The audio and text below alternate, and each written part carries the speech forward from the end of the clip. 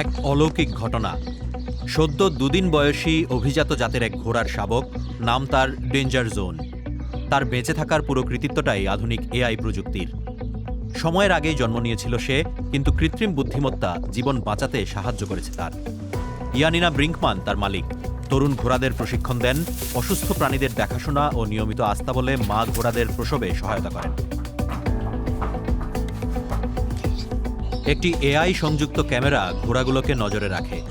এই ক্যামেরাই ডেঞ্জার জোনের জন্মের সময় ইয়ানিনাকে সতর্ক করেছিল, তাই তিনি ঠিক সময়ে তাকে উদ্ধার করতে পেরেছিলেন।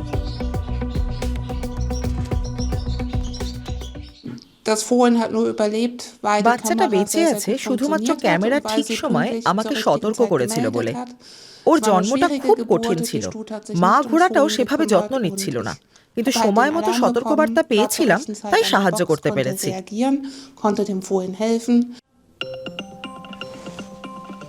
ইয়ানিনার স্মার্টফোন বেজে ওঠা মানেই আস্তাবলে বিপদের সংকেত। এআই খুব সূক্ষ্ম আচরণগত পরিবর্তনও ধরতে পারে। কোনো ঘোড়া মাটিতে চিত হয়ে পড়ে থাকলে বা অস্থির হয়ে পা ঠুকলে কলিকের লক্ষণ হতে পারে, অর্থাৎ প্রাণঘাতী অন্ত্রের সমস্যার ইঙ্গিত।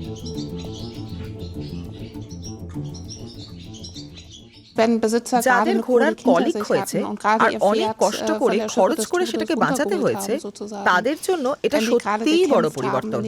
এখন ঘোড়াগুলো 24 ঘন্টায় ক্যামেরার নজরে থাকে। কলিকের সামান্য লক্ষণ দেখা দিলেই সঙ্গে সঙ্গে অ্যালার্ম বাজে, আমরা সাহায্য করতে পৌঁছে যাই।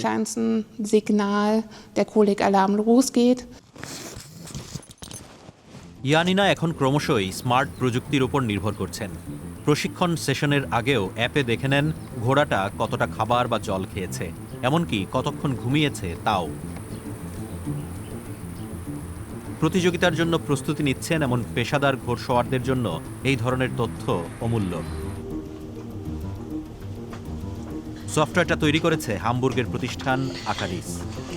10 জন কর্মী মিলে এআইকে প্রশিক্ষণ দেন তারা। গত 6 বছর ধরে তারা ঘোড়ার আস্তাবল থেকে ভিডিও সংগ্রহ করছেন। এখন তাদের ডেটাসেটে প্রায় 650 বছরেরও বেশি সময়ের ভিডিও ফুটেজ রয়েছে।